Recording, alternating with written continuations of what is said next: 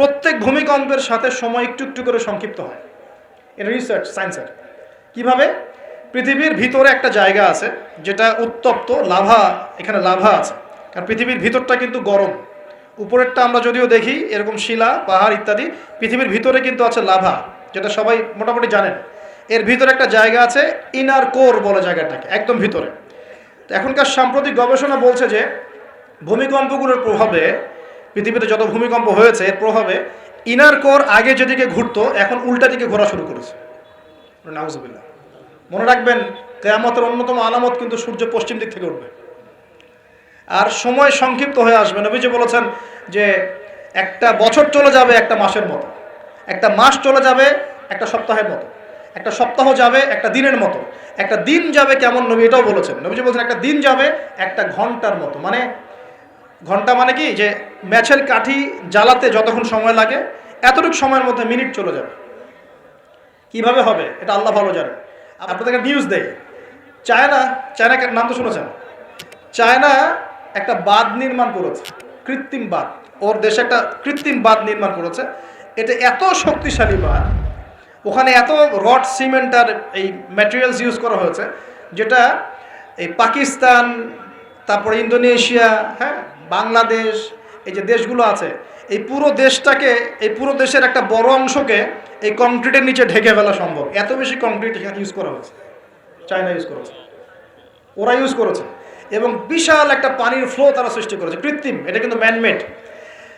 তো আমি গতকাল রিসার্চ করতে গিয়ে দেখলাম যে তারা বলছে এই বাঁধটা নির্মাণ করার কারণে পৃথিবীর আহ্নিক গতির মধ্যে একটা পরিবর্তন চলে আসছে। মানুষের হাতের কামাই দেখেন। আর এখানে কিন্তু এটাও বলা হচ্ছে যে পৃথিবীর প্রথম দিনটা হবে এক বছরের সমান লম্বা। কে জানে, হয়তো বা এমন কিছু হবে মহাবিশ্বে যে পৃথিবীর আহ্নিক গতিটার মধ্যে কোনো পরিবর্তন হবে, ঘূর্ণনে কোনো পরিবর্তন দেখা দিবে, হয়তো বা, আল্লাহ ভালো জানে। তা আমি বিশ্বাস করি এটা হবে, কিন্তু আমি বলি না কারণে যে মানুষ বলবে যে আপনি এত স্পেসিফিকলি কেমন করে বলতে পারেন। তা আমার বিশ্বাস যেরকম কিছু একটা হবে, মহাবিশ্বে এমন কিছু একটা হবে যাতে এই পৃথিবীর গতির মধ্যে একটা পরিবর্তন আসবে। না হলে একদিন কেমন করে এক বছরের সমান হতে পারে? সাহাবীরা প্রশ্ন করলেন, ইয়া রাসূলুল্লাহ, আমরা তখন নামাজ কেমন করে পড়ব? নবীজি বললেন, অনুমান করে পড়ে নিবে। তোমরা এস্টিমেট করে অনুমান করে পড়ে নিবে যে কতটুকু সময় পর পর ওয়াক্ত হচ্ছে। তার মানে সাহাবীরা নামাজে তখনও সচেতন ছিলেন। তারপর দেখেন, ইয়াতাকারাবু জামান, নবীজি এটাও বলছেন দ্বিতীয় দিনটা হবে এক মাসের সমান, আর তৃতীয় দিনটা হবে এক সপ্তাহের সমান, বাকি দিনগুলো হবে তোমাদের দিনের মতোই।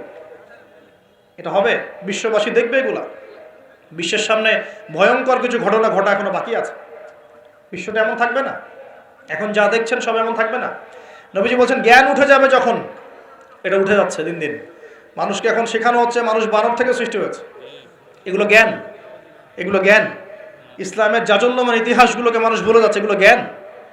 শেখানো হচ্ছে মানুষকে যে পর্দা এগুলো কুসংস্কার, পর্দা কি কুসংস্কার, এগুলো জ্ঞান। জ্ঞান কাকে বলে? ওয়ুকবাদুল ইলম, মানে জ্ঞান উঠে যাচ্ছে, কবজ করে নেওয়া হচ্ছে। আর দেখেন আরেকটা হাদিসে আসছে, আল্লাহ পাক কিন্তু কোরআন হাদিসকে তুলে নেবেন না। একটা হাদিসে আসছে আল্লাহ পাক কোরআন হাদিসকে তুলে নেবেন না, কিন্তু আলেমদের মৃত্যু হবে বেশি বেশি। আলেমদের জান কবজ করার মধ্য দিয়ে আল্লাহ পাক জ্ঞান উঠিয়ে নেবেন। একটু দেখেন না কয়জন আলেম আছে মাঠে, দেখেন তো কয়জন আলেম তো অনেকেই আছে আলহামদুলিল্লাহ, কিন্তু বরেণ্য ওলামা যাদের কথা হাজার লক্ষ কোটি মানুষ শোনে, এমন আলেম কয়জন আছে দেখেন। আস্তে আস্তে প্রবীণ আলেমরা সব চলে যাচ্ছে। আর যে প্রজন্ম আমরা তৈরি করছি, এই প্রজন্মের কতজন ইলম অর্জন করে ওই চ্যালেঞ্জ বুকে নিয়ে জাতিকে সংস্কারের জন্য নেমেছে দেখেন একটু। আমাদেরকে দুনিয়া পেয়ে বসেছে। আমাদের চিন্তা হচ্ছে মসজিদ ইমামতি নিয়ে একটা তারাবি পড়াবো, ইমামতি করবো, একটা মাদ্রাসার মুহতামিম হবো। এতটুকুই আমার চিন্তা স্বপ্ন কেন? স্বপ্ন থাকতে হবে যে আমি আমার জ্ঞান দিয়ে উম্মাকে পরিবর্তন করবো ইনশাআল্লাহ, এবং আল্লাহর জমিনে আল্লাহর দিন প্রতিষ্ঠা করে ছাড়বো ইনশাআল্লাহ। এরকম চ্যালেঞ্জ নেওয়ার মানসিকতা আছে কয়জনের, খেয়াল করে দেখেন। আর হিউজ এই যুব সমাজ যারা জেনারেল লাইনে পড়ছে, তাদের মধ্যে কয়জন আলেম হচ্ছে একটু চিন্তা করে। আর যারা দুই একজন উঠে আসার সুযোগ পাচ্ছে, তাদেরকে আবার মানুষ বুক ভরে রিসিভ করছে না, তারা হেল্প পাচ্ছে না, সহযোগিতা পাচ্ছে না, বরং হিংসার শিকার হচ্ছে, বিদ্বেষের শিকার হচ্ছে, আগ্রহ হারিয়ে ফেলছে। তা আমি এখানে এসে কী করবো, আমাকে তো বুকে টেনে নেয় আর কেউ নেয়, এমন মনে হচ্ছে মানুষের কাছে। তো জ্ঞান উঠে যাবে, কিন্তু শুধু কোরআন সুন্নাহ আল্লাহ পাক তুলে নেবেন না, এমনটা আল্লাহ পাক বলেন নাই। আল্লাহ বলেছেন, তার নবীর মাধ্যমে জানিয়েছেন যে আলেমদের মৃত্যু হবে, সংখ্যা কমে যাবে, সংখ্যা বেড়েছে না কমেছে? সত্যি কথা হচ্ছে আলেমদের সংখ্যা, বরেণ্য আলেমদের সংখ্যা কমছে দিন দিন। আর মানুষ অনেক সময় জাহেলদেরকে আলেম বানিয়ে নিচ্ছে। অনেকে কোরআন তেলাওয়াত করতে পারছে না, সে এসে ওয়াজ করা শুরু করছে। আবার বড় বড় মুফতিদেরকে বাহাসও ডাকছে, দেখেন না? একটা আয়াত তেলাওয়াত করতে পারছে না, একটা আয়াত তেলাওয়াত করলে 10টা ভুল হচ্ছে। একটা খুতবা, জুমার খুতবা দিতে গিয়ে 19টা ভুল করে ফেলছে। ইন্নাল হামদুলিল্লাহ এইগুলা বলতেই তার 19টা ভুল হচ্ছে। অথচ সে এখানে স্টেজে বসে বসে মানুষকে ওয়াজ বাহাসের জন্য ডাকতেছে। কত বড় মুফতি আসো, আসো সামনে বসো। তাহলে সত্যি সত্যি এটা হচ্ছে না? জাহেলদেরকে মানুষ আলেমের জায়গা দখল করছে। আমরা এখন আলেম হই নাই, যে শব্দগুলো আমাদের সামনে ইউজ করা হয় কসম আল্লাহর, এগুলোর সাথে আমাদের কোনো সম্পর্ক নেই। এখনও আমরা শুধু তালেবে ইলম আছি। আর আমি দোয়া করি আমি তালেবে ইলম অবস্থায় থাকতে চাই, কারণ জ্ঞানের কোনো শেষ নাই। দোলনা থেকে কবর, জ্ঞান অর্জন করতেই থাকতে হবে। নবী মুসা আলাইহিস সালাম পর্যন্ত জ্ঞান অর্জন করতে গিয়েছেন খিজরের কাছে আলাইহিস সালাম, জান নাই? নবী মুসা আলাইহিস সালাম বলছেন আমি সবচেয়ে জ্ঞানী মানুষ, আল্লাহ পাক বলছেন না তুমি সবচেয়ে জ্ঞানী মানুষ না, ওই যে আমার বান্দা খিজর ও জ্ঞানী মানুষ। তখন তিনি বলছেন আমি তার সাথে দেখা করতে চাই, জ্ঞান শিখতে চাই। হাল আত্তাবিউকা আলা আন তুআল্লিমানি মিম্মা উল্লিমতা রুশদা, তিনি গিয়ে বলছেন আমাকে কি আপনার সাথে রাখবেন, আল্লাহ পাক আপনাকে যা শিখিয়েছেন তার থেকে কিছু শেখাবেন? কে বলছে? নবী মুসা আলাইহিস সালাম। তো নবী মুসা আলাইহিস সালাম তালেবে ইলম হতে পারেন, আর আমরা কি ইয়া হয়ে গেছি নাকি? তো এই আন্তর্জাতিক খ্যাতি সম্পন্ন হাবি জাবি এগুলো বয়কট করেন, দরকার নাই এগুলো কোনো দরকার নাই। এমনি আমরা তালেবে ইলমই থাকতে চাই। আর আমরা শুধু দায়ী মাত্র, আপনাদেরকে হয়তো দাওয়াত দিতে পারবো, কিন্তু ফিকহের কঠিন মাসআলাগুলো, গভীরতা, এগুলো আমরা বলতে পারবো না, এগুলো মুফতি সাহেবরা বলতে পারবেন। তো বরেণ্য ওলামায়ে কেরামদের সংখ্যা কিন্তু কমছে। আমরা দোয়া করি আল্লাহ পাক সমস্ত মজলুম ওলামায়ে কেরামকে মুক্তিদানের ব্যবস্থা করেন, এবং আল্লাহ পাক বাংলার জমিনে আলেমদেরকে দিয়ে ভরিয়ে দিন ইনশাআল্লাহ। আর জাহেলদেরকে আল্লাহ পাক আলেমের জায়গায় আনা থেকে আমাদেরকে হেফাজত করুন বলি।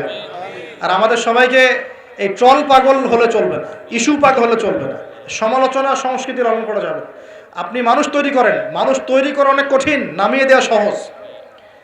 আমরা এই জায়গায় আসতে অনেক কষ্ট করতে হয়েছে, কিন্তু নামানো কিন্তু খুব সহজ।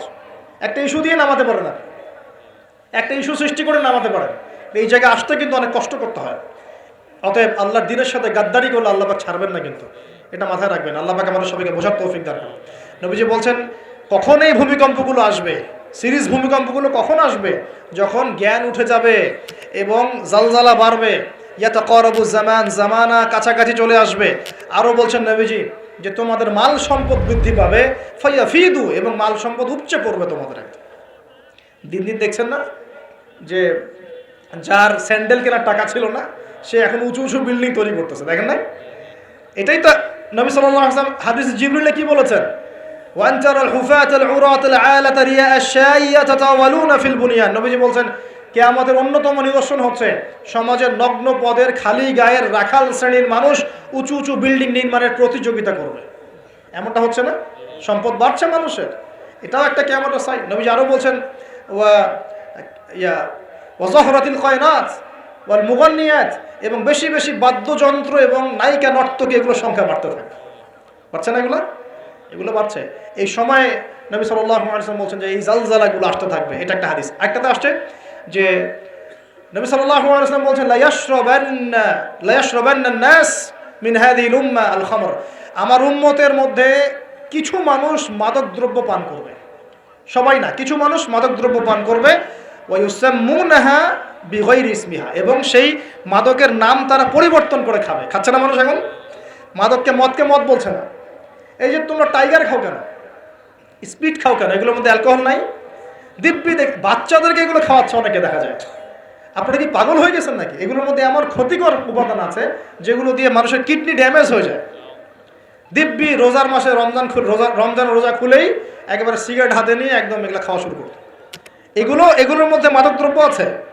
যে পানীয়র মধ্যে যার্রা পরিমাণ মাদকদ্রব্য থাকবে সেটাও মাদক, মনে রাখবেন। স্মোক করো, স্মোকটাকে অনেকে মাদক মনে করে না, তাই না? স্মোকিংটাকে অনেকে মাদক মনে করে না, মনে করে মাকরু মনে হয়। মাকরু মানে কি? মাকরু মানে কি ভালো? মাকরু মানে কি? মাকরু মানে কি? কোরআনে সূরা বানু ইসরাইল খুলে দেখেন, বড় বড় কিছু পাপের কথা মেনশন করে আল্লাহ পাক বলছেন এই পাপগুলো ছেড়ে দাও, এই পাপগুলো আল্লাহর কাছে মাকরু, এই পাপগুলো আল্লাহর কাছে অপছন্দের পাপ। এটা কি মাকরু মানে কি জায়েজ করে নেওয়া? সিগারেট খাওয়া বন্ধ করেন, ওয়াদা করেন আমার সাথে যে আজকে থেকে কোনোদিন সিগারেটে হাত দিবেন ইনশাআল্লাহ। কোনো প্রকার এইসব টাইগার মাইগার স্পিড খাবেন না, এসব এসব ভালো জিনিস না, ভালো কিছু খান না, ভালো কিছু খান। আর অনেকে দেখা যায় যে জর্দা খাওয়া শুরু করেছে। কেন? এটা কি সুন্নত নাকি? কি দরকার আছে ভাই? এতটুকু খাইলে হয়তো নেশা হয় না, বুঝলাম, এতগুলো জর্দা একবারে খান দেখি, খাওয়া যাবে? খামরের মূলনীতি কি? যার বেশি খেলে নেশা হয় তার অল্প খাওয়া হারাম। মনে করেন এখানে যতটুকু পানি আছে, এতটুকু খেলে, এতটুকু মাদক খেলে কারো নেশা হচ্ছে না, কিন্তু এতটুকু খেলে নেশা হচ্ছে। তার মানে কি এতটুকু খাওয়া জায়েজ, এতটুকু খাওয়া হারাম, নাকি পুরোটাই হারাম? এটা বোঝার জন্য কি মুফতি হওয়ার দরকার আছে? আপনি বুঝতে পারছেন। অতএব এই যাবতীয় মাদক দ্রব্য থেকে দূরে থাকতে হবে, না হলে ভূমিকম্প আসবে। কিন্তু ভূমিকম্প আসবে। আর মাদক দ্রব্য নিয়ন্ত্রণ অধিদপ্তর দিয়ে শুধু মাদক নিয়ন্ত্রণ করা যাবে না। মানুষের ঈমান আকীদার পরিবর্তন দরকার। মানুষের মধ্যে আল্লাহর ভীতি জাগ্রত করতে হবে, তাহলে মানুষ অটোমেটিক মাদক ছেড়ে দেবে ইনশাআল্লাহ। আমরা কি যুব ভাইদের কাছে ওয়াদা নিতে পারি ইনশাআল্লাহু তাআলা জীবনেও কোনোদিন মাদক খাবো না, জীবনে কোনোদিনও মাদকের ধার কাছে যাবো না ইনশাআল্লাহ। আল্লাহ পাক সাক্ষী থাকুন, আল্লাহ কবুল করুন, আমিন। প্রিয় ভাইরা, এটা নবীজি বলছেন, লা ইয়াশরাবান্নান নাস মিন হাযিহিল উম্মতি খামরুন, আমার উম্মতের কিছু মানুষ খামর মাদক পান করবে, ওয়া ইউসাম্মুনাহা বিগায়রি ইসমিহা, এর নাম রাখবে ভিন্ন, অন্য নামে ডাকবে, মাদক বলে ডাকবে না। আর কি করবে? ওয়া ইউযাফু আলা রুউসিহিম, তাদের মাথা, এটা বোঝেন একটু ভালো করে, ওয়া ইউযাফু আলা রুউসিহিম, তাদের মাথার কাছে থাকবে মাআজিফ। ইউযাফু আলা রুউসিহিমুল মাআজিফ, মাআজিফ মানে হচ্ছে বাদ্যযন্ত্র। মাআজিফ মানে কি? বাদ্যযন্ত্র। এখন বলেন তো, মাথার কাছে বাদ্যযন্ত্র থাকবে মানে কি? কি বুঝলেন? কে বলেছে? ইয়ারফোন, ব্লুটুথ, এই যে আপনি যে মাথায় কানে দিয়ে রাখছেন, মাথায় আছে না? দেখেন নবী সাল্লাল্লাহু আলাইহি ওয়াসাল্লাম কতদিন আগে, 1400 বছর আগে এই হাদিস বলে গেছেন যে ওই সময় আমার উম্মতের একটা অংশ এরকম করে হেডফোন দিয়ে মাথা দিয়ে গান শুনবে, কানের ভিতরে গান, মিউজিক চলবে, চলছে না? ওয়াল মুগান্নিয়াত, এবং তারা গায়িকা, নায়িকা, নর্তকী নাচাবে। নাচায় না মানুষ এখন? শহরগুলোতে গিয়ে দেখেন, খালি গায়িকা, নর্তকীর। শহরে যাওয়া লাগে, ফেসবুক ইউটিউব ঢুকলেই তো দেখা যায়, সবখানেই নাচতে আছে আর কি। রাস্তাঘাট, ব্যাংক ব্যালেন্স, অফিস আদালত, সব জায়গায় নগ্নতা, বেপরদামি চলে পড়ছে। রাস্তাঘাট, বাস, ট্রাক, যেখানে যাবেন সেখানে। কোথায়? ডানে তাকাবেন ডানে, বামে তাকালে বামে, সামনে তাকালে সামনে, পিছনে পিছনে। মেয়েদেরকে নিয়ে আমি কালকে লেকচার দিব ইনশাআল্লাহ। ওদেরকে অনেক কিছু বলার আছে, আমার অনেক কিছু বলার আছে। কারণ সমাজের একটা বড় ক্ষতি হচ্ছে এদের কারণে। সমাজের একটা বিশাল ক্ষতি হচ্ছে বেপরদা মেয়ের কারণে। বহু দিনদার পরহেজগার যুবক পর্যন্ত ঈমান হারাচ্ছে এদের কারণে। আর বাসায় তো এদের বাপ নাই মনে হয়, বাপ নাই, ভাই নাই, স্বামী নাই, কেউই নাই, এদেরকে বোঝানোর কেউ নাই। অনেক দিনদার ছেলে পর্যন্ত এদের ফিতনায় দিন হারিয়ে ফেলছে। বারবার বলি তোমাদেরকে যে একটা হালাল রিজিকের সোর্স তৈরি করো, তাড়াতাড়ি বিয়ে করে ফেলো। বিয়ে ছাড়া চাহিদা, লজ্জাস্থানের হেফাজত, এগুলো করার কোনো বিকল্প কোনো পথ নাই, বিকল্প কোনো পথ নাই। যে পথগুলো দেখা যায় এগুলো হতাশা আরও বাড়ায় দিবে, এগুলো আপনাকে আরও জানোয়ার বানায় ফেলবে ভিতর থেকে। যুগ চলছে, মেয়েদের ইজ্জত আবরু রক্ষা করা খুব চ্যালেঞ্জের কাজ। মেয়েদের ইজ্জত আবরু রক্ষা করা এত চ্যালেঞ্জ। একটা ছেলে হাফেজ হতে গিয়েছে মাদ্রাসায়, তার সাথে যদি টিচার এরকম কাজ করে, এই টিচারকে জাতির সামনে এনে ফাঁসি দেওয়া দরকার। তখন সবার একটা আক্কেল হবে, শিক্ষা হবে। পাপ তো পাপই, আলেম করলেও পাপ, জালেম করলেও পাপ, নাকি ওটা মাফ হয়ে যাবে নাকি? এই ঘটনাগুলো ঘটছে কেন? কেন ঘটবে এই ঘটনাগুলো? আল্লাহ পাক আমাদের সবাইকে বোঝার তৌফিক দান করুন।